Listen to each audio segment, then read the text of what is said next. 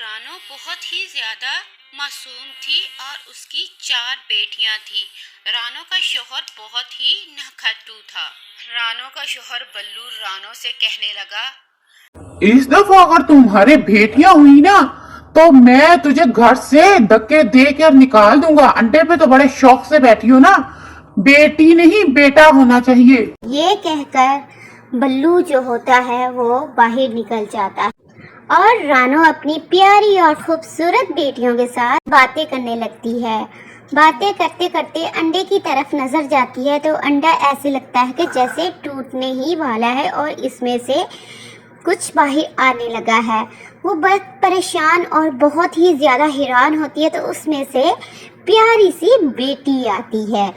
رانو بہت زیادہ خوش ہوتی ہے اور پریشان تو بالکل بھی نہیں ہوتی۔ اتنے میں رانو کا شوہر آ جاتا ہے بلو۔ تمہارے پھر بیٹی ہوئی ہے، تمہارے پھر بیٹی ہوتی، نکل جا ساری بیٹیاں لے کے باہر، نکل جا ساری بیٹیاں لے کر باہر، ورنہ میں تمہارا وہ حشر کروں گا کہ جو تم نے کبھی سوچا نہیں ہوگا۔ رانو سے بلو یہ کہتا ہے اور رانو بہت ہی زیادہ اپسیٹ ہو جاتی ہے۔ اس کی خوشی غم میں بدل جاتی ہے کہ یہ میرے شوہر کو کیا ہو گیا ہے۔ رانو کے پاس اور کوئی ٹھکانہ نہیں ہوتا۔ اس کا ایک بھائی ہوتا ہے بڑا، جس کے گھر وہ آ جاتی ہے اور آ کر اپنے بھائی سے کہنے لگتی ہے، بھائی بلو چڑے نے مجھے گھر سے نکال دیا ہے کیونکہ میرے ہاں پھر بیٹی پیدا ہوئی ہے، اس لیے مجھے اس نے نہیں رکھا اور مجھے یہی ٹھکانہ نظر آیا، میں آپ کے پاس آ گئی۔ بھائی باتیں سنتا ہے اور باہر چلے جاتے ہیں۔ سب بچے ایک دوسرے کے ساتھ باتیں کرنے لگتے ہیں۔ بھائی کبوتر کے 2 بیٹے ہوتے ہیں، ٹلو اور ملو۔ وہ اپنی کزنوں کو شرارتیں کر کے پہلے دکھاتے ہیں اور بہت زیادہ بدتمیزی کرنے لگتے ہیں۔ وہ آپس میں دونوں ساری باتیں کرتی ہیں کہ یہ کتنے بدتمیز بچے ہیں، اگر ہم ان کے گھر رہنے آ ہی گئے ہیں تو اب ہمیں یہ سب کچھ برداشت کرنا پڑے گا۔ ساری بہنیں آپس میں بات کرتی ہیں اور زور زور سے رونے لگتی ہیں کہ اب ہم کہاں جائیں گے، ہمارے پاس تو ایک یہی ماموں کا گھر ہے۔ ٹلو جو ہوتا ہے وہ آگے بڑھتا ہے اور بدتمیزی کرنے لگتا ہے۔ اتنے میں وہ آپس میں کہتی ہیں، چلو دفع کرو ان دونوں بھائیوں کو، ہم باہر ہی چلی جاتی ہیں، ان کو کرنے دو جو کرتے ہیں۔ دوسری طرف بلو جو ہوتا ہے اپنے دوست گلو کے پاس آتا ہے، جس نے مینگو کی لیڑی لگائی ہوتی تھی۔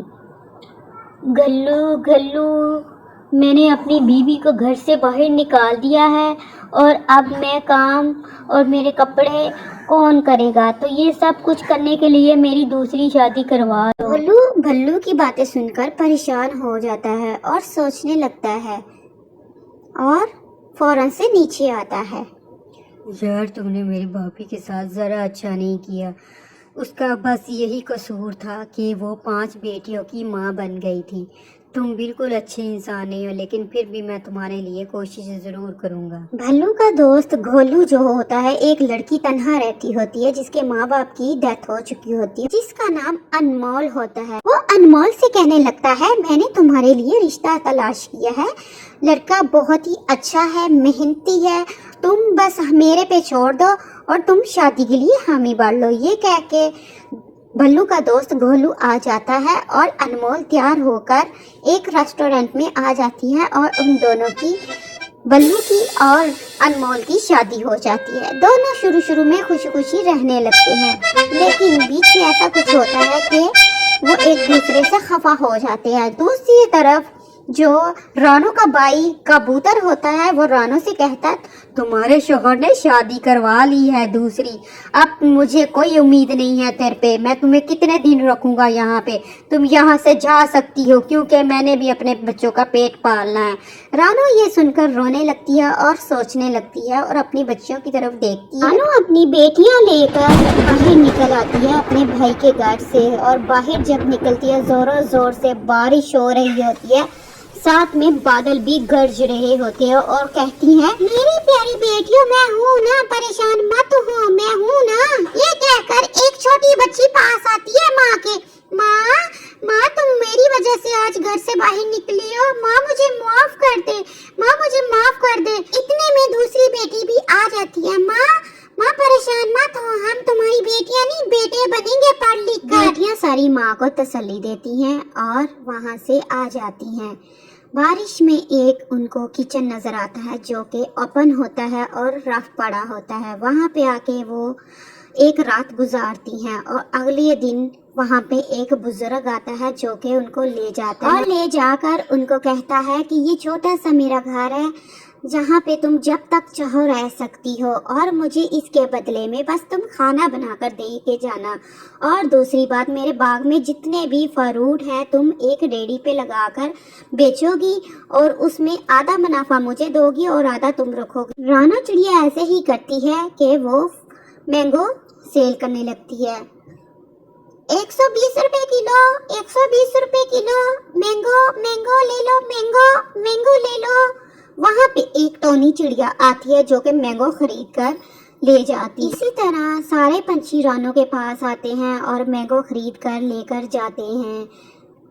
रानो जो होती है अपने पैसे जमा कर एक घर खरीदती है और अपनी बच्चियों को पढ़ाती भी है। बहुत ही प्यारा उसका खूबसूरत छोटा सा घर होता है जहाँ पे एक चारपाई होती है और एक विंडो होती है और एक चूल्हा बनाया होता है जहाँ पे वो हंसी खुशी जिंदगी गुजारने लगती हैं। दूसरी तरफ जो बल्लू होता है वो अपनी बीवी से कहने लगता है, तुमको तेरी माँ ने क्या सिखाया है? तुझे कुछ भी नहीं आता, ना तुझे कपड़े धोने आते हैं, ना तुझे खाना बनाना आता है। निकल जा, दफा हो जा मेरे घर से। जो अनमोल होती है वो रोने लगती है, रो रो कर बेहोश हो जाती है और उसके ब्लड निकलने लगता है सर से। और जो बल्लू होता है परेशानी में जल्दी से डॉक्टर को कॉल करके बुलाता है और डॉक्टर साहब आ जाते हैं। बीबी अनमोल तुझे क्या हुआ है? बीबी अनमोल क्या हुआ है? लगता है बहुत ज्यादा बीमार हो। अनमोल बीबी कोई भी डॉक्टर को रिप्लाई नहीं करती। डॉक्टर साहब बहुत ज्यादा सवाल करते हैं लेकिन फिर उसके बावजूद वो जवाब नहीं देती और डॉक्टर साहब उसका बीपी चेक करते हैं। बीपी बिल्कुल नॉर्मल होता है और कहते हैं कि ये इंजेक्शन मैं तुझे लगा रहा हूँ, इसके बाद तुम बिल्कुल ठीक हो जाओगी। अनमोल जैसे ही ठीक होती है वो अपने बल्लू शोहर को छोड़कर चली जाती है। जहाँ पे वो पहले रहती होती है वहाँ पे जाकर रहने लगती है और भल्लू बेचारा अकेला रह जाता है और बीमार हो जाता है। इतना सख्त बीमार होता है कि वो खुद से उठकर पानी भी नहीं पी सकता। आस पड़ोस वाले बल्लू की खबर लेने आते हैं तो खबर लेते लेते बल्लू को एक डॉक्टर चेक करने आती है। डॉक्टर जो होती है वो उसकी खुद की बेटी होती है जो पढ़ लिख कर डॉक्टर बन जाती है। चेकअप करती है भल्लू का और कहती है कि बाबा बाबा मुझे पहचाना है, मैं आपकी बिटिया रानी हूँ, आपकी बिटिया रानी।